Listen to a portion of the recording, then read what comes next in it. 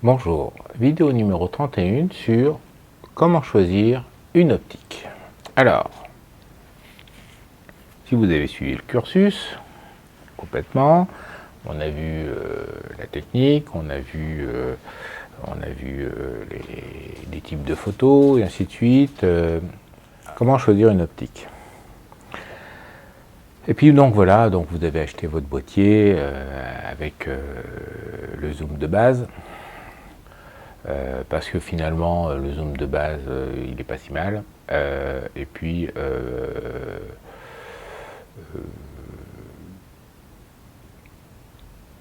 déjà le boîtier est assez cher. C'est tout le problème quand on commence quelque chose, hein. C'est que après ça devient de plus en plus cher, il ne faut pas s'inquiéter, mais on a déjà des choses et des éléments que l'on va pouvoir réutiliser, et ainsi de suite. Donc l'investissement est quand même l'investissement est différent. Voilà. Mais là, quand vous achetez votre premier appareil photo, donc je vous ai expliqué comment choisir un appareil, donc c'est une vidéo qui est déjà assez ancienne, hein. Mais comment choisir une optique, là vous avez peut-être envie de nouveaux angles de champ, voilà, parce que vous avez utilisé le zoom de base pendant un certain temps. En plus, maintenant, le zoom de base, il s'amuse à mettre des baïonnettes en plastique, donc peut-être que vous avez malencontreusement, dans une photo de foule où le gamin il a donné une baffe à l'objectif, il y a quelqu'un qui a fait tomber l'appareil par terre et puis la baïonnette est cassée, et ainsi de suite. Alors, pour les baïonnettes en plastique des appareils photo, il faut aller d'abord voir sur eBay si des fois il n'y a pas des Chinois qui font des baïonnettes métalliques pour l'objectif en question, il y en a, et ou qui vendent la baïonnette en plastique de rechange. Voilà. Donc, parce que si vous êtes allé à la boutique, vous dites ah ben ma pauvre dame ou mon pauvre monsieur, pensez donc, si on l'envoie en réparation, ça va coûter plus cher que l'objectif. Hélas, oui, c'est le cas parce que entre l'aller-retour, entre le prix de la pièce, le prix de la main-d'œuvre pour changer, et ainsi de suite, vous allez tout de suite vous en tirer pour 150 €, quoi. Parce qu'en plus, la boutique, comme c'est pas pris en garantie, Major prend sa marge sur le travail qu'il a, pas s'il réalise un travail, hein, et il fait un colis, il envoie là-bas, il va payer la facture avant vous, il va faire l'avance du pognon, et il va récupérer le bazar. Si le colis se perd et il est responsable, il va falloir qu'il vous donne un objectif neuf, des choses comme ça. Donc il y a un risque pour lui, donc il y a du travail, il faut fournir le carton, l'emballage, et ainsi de suite. Bon, bref. Donc, il n'est pas anormal qu'il majore le prix du SAV parce qu'il y a un travail. Et toute peine mérite salaire. Je ne conteste pas ça. Mais bon, ça peut rendre leur marge pour un travail et un risque moyen, peut rendre la réparation trop chère, au point que vous n'allez pas la faire, vous allez être déçu de votre appareil, vous allez être déçu du magasin, et ça peut vous rendre dépressif, vous faire arrêter la photo, et ainsi de suite, quoi. Enfin voilà, bon. Alors qu'en fait, c'est une pièce que vous allez trouver sur eBay à 10-15 €. Voilà. Et si vous avez le tournevis qui va bien déjà, il n'y aura pas besoin. Et puis des fois les bagues sont livrées avec les tournevis. Alors je pense, hein, je ne suis pas sûr, mais il faut vérifier. Ou sinon vous achetez aussi les tournevis d'horloger qui vont bien, hein. Donc il faut des tournevis cruciformes très très fins. Voilà, du Philips triple 0 ou double 0 par exemple pour la dimension. Et c'est une manipulation qui est à la portée de tout le monde. Et quand je dis tout le monde, c'est tout le monde. Hommes, femmes, enfants. Voilà.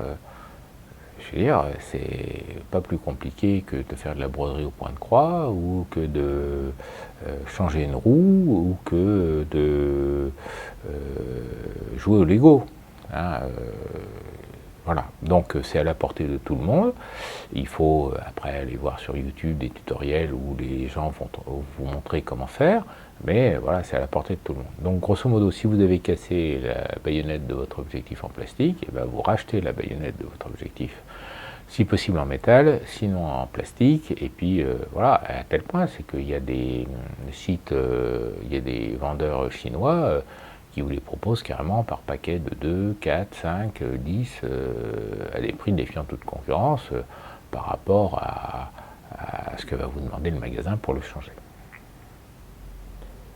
Et au pire, si vous prenez ça comme excuse pour changer d'objectif, ben là, je ne peux plus rien pour vous, sauf vous expliquer comment choisir un objectif.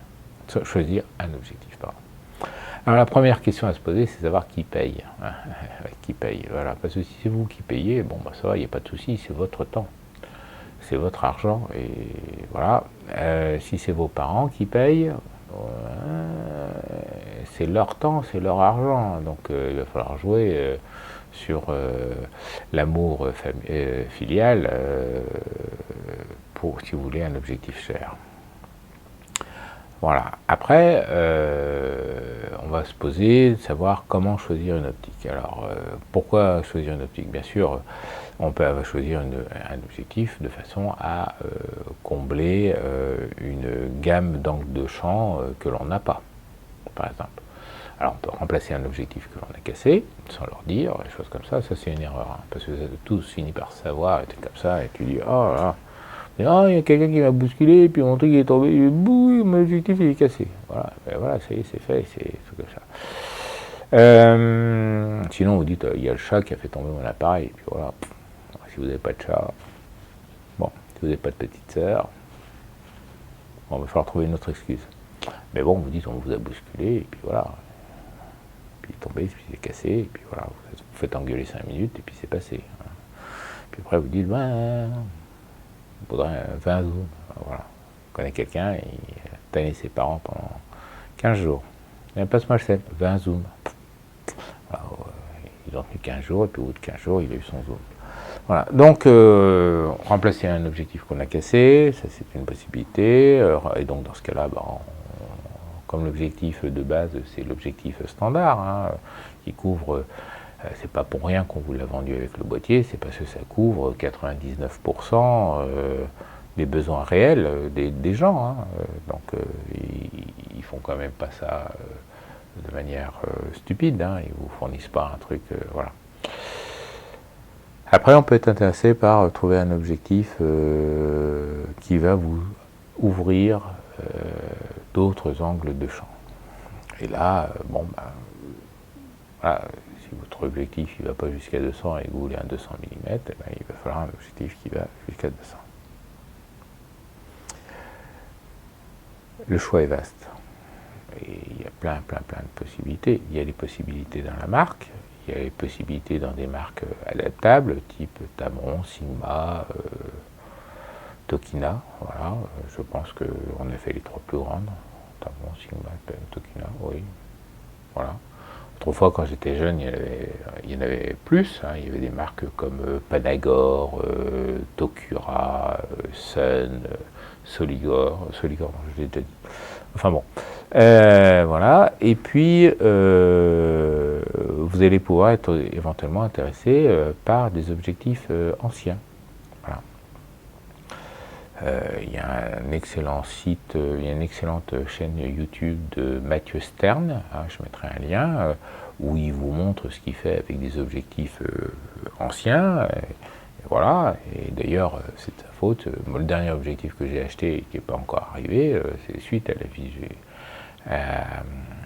la vision d'une de ses vidéos sur cet objectif-là que je ne connaissais pas et que j'ai vu. Alors, j'ai vu les vidéos et je dis ouais, l'objectif il est pas mal, il est intéressant, voilà. Et donc du coup, comme il a dit, oh, on trouve ça sur eBay aux alentours de 800 €, mais moi j'ai réussi à avoir le mien à 300 €. Bon bah j'ai cherché. Il y en avait un qui traînait à 300 €, 299 €, du même modèle, de la même génération, un truc comme ça. Je me suis dit, bon, j'ai cliqué, et puis j'ai commandé, puis je vais recevoir ça dans 2 jours, dans 3 jours, dans 4 jours, et puis voilà quoi. Et puis on verra ce que ça donne, et puis voilà. Donc on va choisir un objectif pour ses qualités. On va choisir aussi un objectif pour ses défauts. On peut choisir ses qualités, on peut chercher un objectif macro, on peut chercher un objectif très très résolu, on peut chercher un objectif avec une grande focale, une courte focale, très grand angle. On peut choisir un objectif parce qu'il va avoir une grande ouverture, choses comme ça. On peut choisir une optique pour ses défauts. Par exemple, on parle beaucoup du bokeh. Voilà, on va acheter un objectif avec un bokeh tournant. On va chercher un objectif avec des aberrations optiques qui vont faire une image très douce, une image très enveloppée, une image très poétique. Voilà.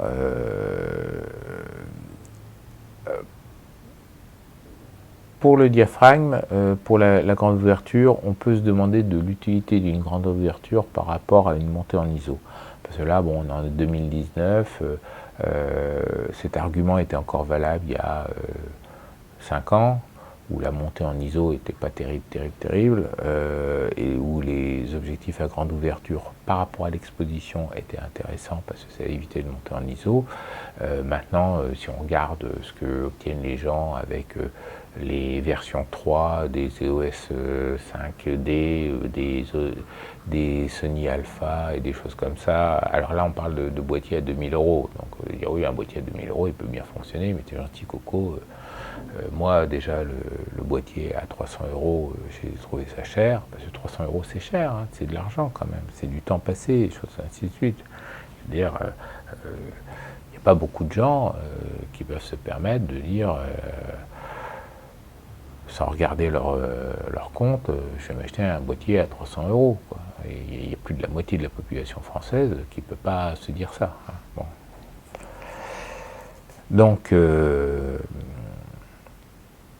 mais une grande ouverture, par exemple, ça va vous permettre d'avoir une profondeur de champ plus réduite. Et notamment, si vous avez des boîtiers à petits capteurs, alors la PSC est un peu touché par ça, mais si vous avez du micro 4 tiers ou si vous avez des objectifs, des boîtiers avec des capteurs encore plus petits, oui, là,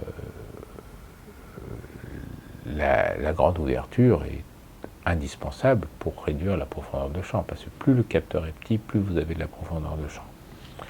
Et donc, de la profondeur de champ réelle, hein, parce qu'après, par logiciel, on peut réduire la profondeur de champ, c'est pour ça que les téléphones portables maintenant réussissent à faire des équivalents de pleine ouverture comme en full frame, mais c'est logiciel, c'est trafiqué, c'est pas...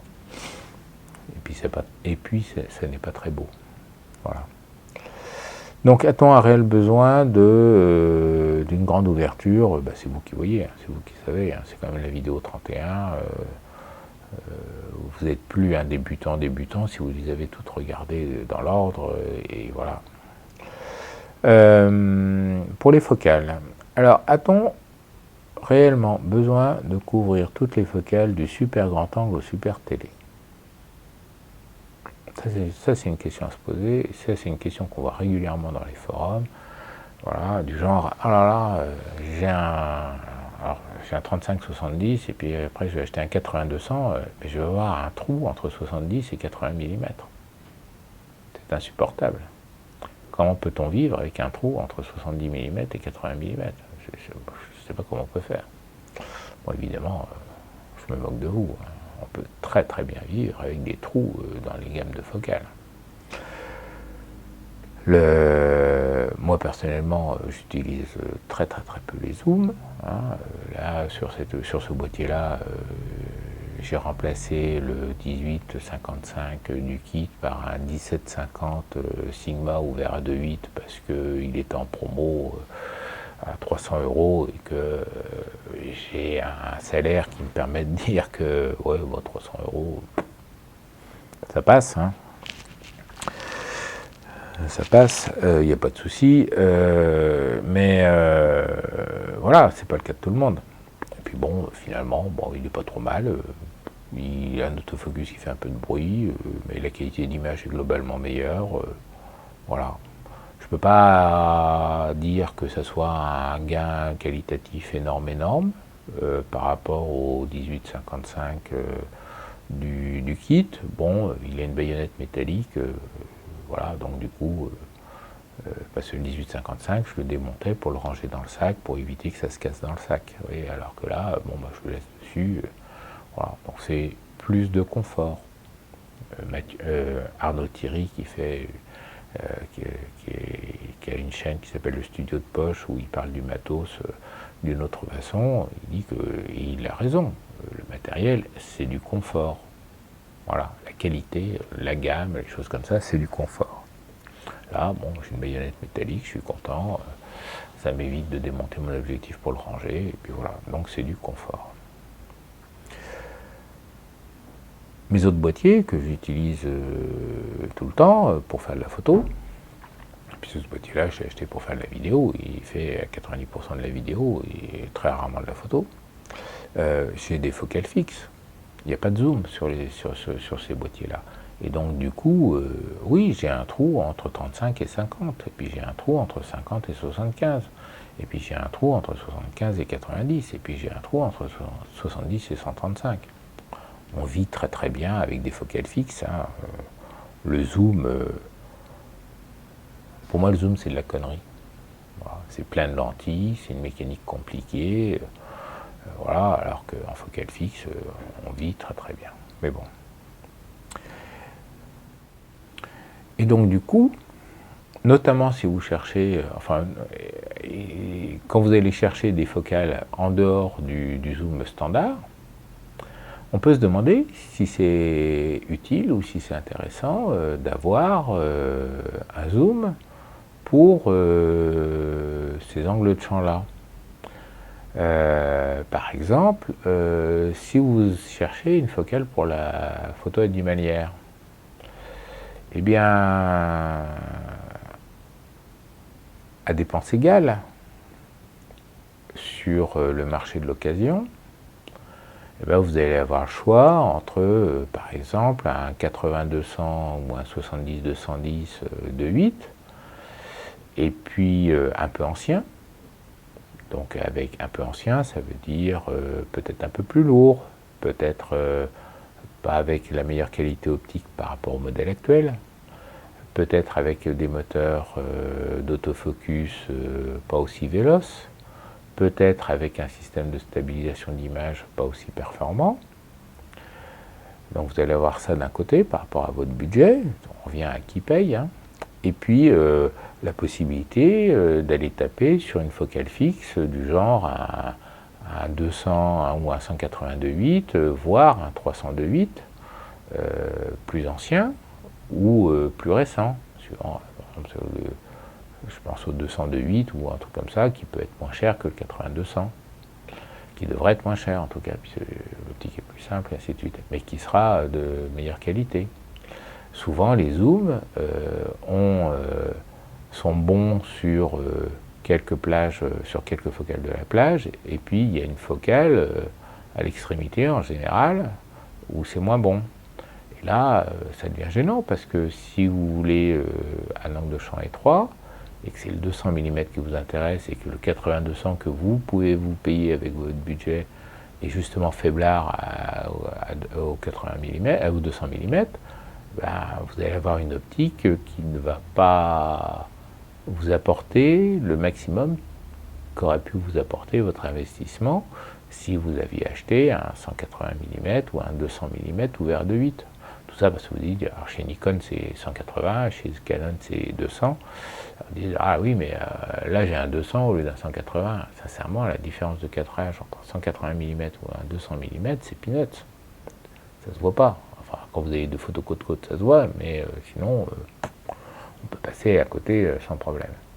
Et moi, par exemple, dans mon sac Nikon, j'avais acheté le 80-200-8, une des premières versions autofocus, et je préférais me trimballer 3 focales fixes, c'est-à-dire j'avais le 85 ouvert à 1.8, le 105 macro Nikkor de 8 qui me permettait de faire de la macro, le 85 qui me permettait de faire du portrait, mais qui là du coup ouvrait à 1.8 au lieu d'ouvrir à 2.8. Et ça, pour le portrait, c'est important. Et puis j'avais le 182.8 qui ouvrait qu'à 2.8, comme le zoom, mais qui était beaucoup plus léger à manipuler et qui était de meilleure qualité. Alors, point de vue investissement, le 80-202.8 était très cher, même d'occasion, et ces focales fixes, même d'occasion, étaient un peu moins chères. Voilà. Donc, les 3 objectifs d'occasion m'auraient peut-être coûté plus cher que le 80-200 d'occasion, mais pas beaucoup plus. Pas beaucoup plus. Et d'un point de vue qualité photo, eh ben, tous les objectifs ouvraient à 2.8 sauf le 85 qui ouvrait plus, et tous les objectifs avaient la même distance de mise au point sauf le macro qui permettait de faire de la photo plus grosse.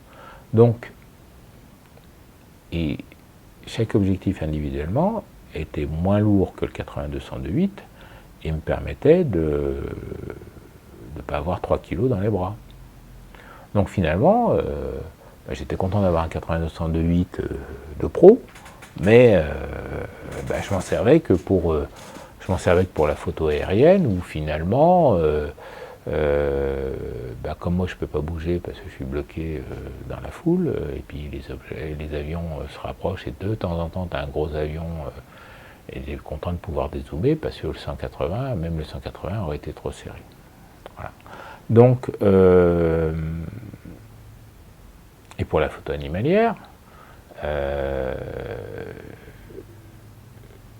j'aurais pu acheter le zoom 150-600 Sigma, Tamron, super merveilleux, qui commence à ouvrir à 5.6 et qui finit à 6.8, ou acheter un 302.8 plutôt ancien, puisque mon 302.8 il est à mise au point manuelle. Voilà. Mais avec un 302.8, faire la mise au point manuelle, même avec un viseur de merde comme on a dans les APS-C, c'est finger in the nose, hein, parce que de toute façon, vous avez l'image nette qui vous explose à la gueule, et on voit tout de suite quand c'est net, et des trucs comme ça, il n'y a aucun souci, parce que l'objectif grossit beaucoup. Donc du coup, j'ai préféré acheter un 302.8 que d'acheter un téléobjectif plus long, qui certes m'aurait rapproché les bestioles, mais avec un diaphragme qui m'obligeait à des temps de pause ou à des ISO qui me donnaient une image dégueulasse. Voilà. Donc, c'est pour ça, utilité de la grande ouverture versus la montée en ISO, ça dépend de votre boîtier et choses comme ça. Et des fois, maintenant on a des boîtiers avec 24 millions de pixels, on peut recadrer un peu dedans. Alors que le bruit en ISO, quand il est là, quoi. Voilà. Tout ça, ça change la donne d'une année sur l'autre en fonction du boîtier que vous aurez, et ainsi de suite. Là, on est en 2019, moi je vous parle, mon 302.8, j'ai acheté ça en 1994, 95 ou un truc comme ça, voilà, au millénaire dernier. Voilà. Après, on peut donc se poser la question entre acheter un objectif de la marque ou un objectif adaptable, donc soit acheter un objectif Canon, Nikon, Sony, ou acheter un objectif Sigma, Tamron, Tokina. Moi j'ai envie de dire que seul le résultat compte. Voilà. Donc pour ça, on va aller sur le site de DxO et on va regarder en fonction du... Alors, DxO marque, hein, comme le même site que l'on a été fait, où on a été voir pour les boîtiers, on va les regarder, voir si l'objectif qui nous intéresse existe, et voir s'il a été testé avec notre boîtier. Voilà, parce que c'est le couple boîtier-objectif qui nous intéresse. Le boîtier est déjà fixé, donc voilà.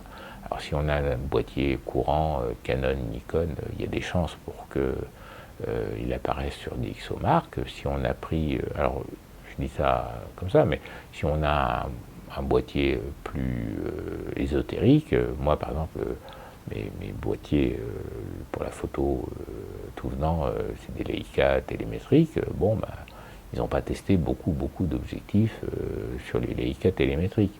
Et puis, comme j'ai le M240, le M240, je peux mettre dessus un petit viseur Olympus pour le transformer en mirrorless et avoir la visée comme un mirrorless, quoi. Je peux utiliser des bagues et puis monter mes objectifs Nikon dessus ou d'autres marques. Le dernier objectif que j'attends là, c'est un objectif Konica, c'est le 57 ouvert à 1.2 en monture AR. Bon, bah, j'ai commandé l'objectif, je ne l'ai pas encore reçu, c'est tout frais. Et puis j'ai commandé la bague qui permet de le monter sur mon Leica. Alors, l'objectif vient d'Allemagne, je devrais avoir ça dans la semaine. La bague vient de Chine, je devrais avoir ça peut-être en septembre. On verra bien si la poste n'égare pas le colis. Et puis voilà, et puis j'utiliserai ça avec mon petit viseur, et puis pour faire mes photos de portrait, des choses comme ça, ça a l'air d'être une optique bien sympa. Enfin voilà, donc c'est pas parce qu'on a telle marque qu'on est attaché aux objectifs de la marque. On peut être, comme je vous disais, on peut acheter un objectif pour ses qualités ou pour ses défauts, et puis suivant le boîtier que vous avez des possibilités d'utiliser des bagues d'adaptation pour utiliser des objectifs complètement Shadok d'autres marques. Alors pour ça, comme je vous ai dit pour le boîtier, ceux qui ont des Canon réflexes ont un peu plus de chance, parce que comme Canon, quand ils ont refait leur autofocus, ils ont fait une baïonnette avec un gros diamètre et avec un tirage optique plus court, ce qui fait que, par exemple, sur un boîtier Canon, on peut monter des objectifs Nikon. La bague existe. Sur un boîtier Canon, on peut monter des objectifs Leica. La bague existe. Mais Leica réflexe, Leica R. Par contre, sur un boîtier Nikon, on ne peut pas monter d'objectif Canon. Ce qui n'a aucun sens. Parce que les objectifs Nikon sont volontiers meilleurs que les objectifs Canon. C'est un fait. Voilà. Ensuite, mais par exemple, si je veux monter un objectif de Leica R sur un Nikon, je peux le faire au prix de changer la baïonnette arrière par une baïonnette Nikon que je vais acheter sur le site de Leitax. Alors Leitax, c'est LEI pour Leica et Tax pour Pentax, parce que leur première bague qu'ils faisaient, c'était pour monter les objectifs Leica sur les boîtiers Pentax. Et puis après, ils ont développé le produit, le concept, et donc ils font Leica sur Nikon, Leica sur Contax, Leica sur Pentax, Leica... je crois même qu'ils font des bagues natives pour monter les objectifs de manière native sur les boîtiers Canon EOS. Voilà. Donc vous cherchez ça via Google, et puis vous allez voir qu'il y a plein de possibilités pour monter des objectifs de Leica R sur votre boîtier. Personnellement, moi j'ai pris le choix de ne pas le faire, et puis pour l'instant mes objectifs Leica R, je les garde pour les utiliser en argentique avec des boîtiers Leica qui coûtent pas très cher, et ainsi de suite. Donc voilà, pareil pour les très grands angles. Alors les très grands angles, la donne est un peu différente. Calculer un très grand angle, c'est compliqué. Un très grand angle, un UGA et tout ça, c'est d'un usage assez particulier. Et il y a eu beaucoup plus de progrès faits pour les zooms grand angle qu'il y a eu de progrès faits pour les zooms longue focale. Parce que il y avait un réel manque là-dedans, et parfois, assez souvent, ils vous sortent des zooms grand angle qui sont de meilleure qualité que les focales fixes. Voilà. C'est à peu près le seul cas pour l'instant de ce côté-là. Voilà. Alors, dans les très grands angles, vous allez pouvoir trouver des objectifs pas très chers, mais qui sont quand même très bons. Chez Samyang, par exemple, Samyang fait des objectifs au prix très contenu. Hein, il commence à faire des objectifs autofocus, il commence seulement. Donc toutes les focales n'existent pas en 2019, en juillet 2019 n'existent pas en version autofocus, mais ils ont des objectifs à biseau point manuel, comme des 85 ouverts à 1.4, pas cher du tout, ça se trouve aux alentours de 300 €, vous voyez ce que je veux dire. Alors 300 € c'est de l'argent, des choses comme ça, mais pour un 85 ouvert à 1.4, c'est pas cher du tout. Hein. Voilà, on va pas vous les donner non plus. Hein. Et ils ont un 14 mm qui marche pas mal. Je ne l'ai pas. Hein. Moi, c'est le ressenti que j'ai à travers ce que j'ai vu, choses comme ça, des témoignages. Vous avez des marques comme Lohana, Irix aussi, Irix qui font des objectifs, des choses comme ça. Alors Irix c'est un peu plus cher, mais en très grand angle, des choses comme ça. Donc on peut toujours se poser la question entre une marque ou un adaptable, des choses comme ça. Donc ça, pour ça, soit vous allez dans les forums, soit vous interviewez les gens qui en ont dans les forums, soit vous allez sur Google pour voir s'il y a des tests, des reviews, il y a des peer reviews, des choses comme ça. Soit vous allez sur DxOMark pour voir si tel objectif a été testé avec votre boîtier, parce que sur un autre boîtier, ça a un sens moyen. Alors pour comparer un objectif avec un... Par exemple, alors, si vous avez un boîtier qui n'est pas référencé, parce que c'est pas un Canon, c'est pas un Nikon, et puis que les Pentax, ils n'ont pas tous fait, et les Sony, ils n'ont peut-être pas tous fait, quelque chose comme ça. Donc pour vous donner un aperçu de la qualité de l'objectif, il faut regarder l'objectif testé avec un boîtier supérieur au vôtre. Supérieur au vôtre dans le nombre de pixels, supérieur dans le nombre de pixels, mais si possible avec le même format de capteur. Voilà, c'est quand même assez facile parce que les APS-C, que ce soit Canon ou Nikon, ils ont grosso modo la même taille, et toutes les autres marques qui font des APS-C ont la même taille que Nikon, donc avec un facteur de crop de 1.5. Si vous avez un micro 4 tiers, donc avec un facteur de crop de 2, vous pouvez regarder votre objectif qui vous intéresse sur un boîtier APS-C. Simplement, vous prendrez moins d'intérêt à regarder ce qui se passe dans les angles, parce que vous, les angles, comme vous avez un capteur qui est plus petit, vous les verrez pas. Voilà. Donc, si vous prenez un boîtier qui a au moins autant de pixels, ou plus, parce que le capteur sera plus exigeant. Et donc, les aberrations chromatiques, les choses comme ça qui vont être données en nombre de pixels, et comme c'est des pixels plus petits, vous aurez une aberration chromatique plus faible. Donc si le nombre de pixels d'aberration chromatique est acceptable pour un boîtier avec un capteur plus fin et des pixels plus petits, il sera d'autant plus acceptable avec un capteur avec des pixels plus gros, parce que c'est géométrique, ça n'est pas en proportion. Voilà, c'est un décalage du pixel bleu par rapport au pixel rouge qui fait qu'on a de l'aberration chromatique. Voilà. Donc, comme d'habitude, soyez éco pour essayer de comprendre, optimiser, et faites des images. Au revoir.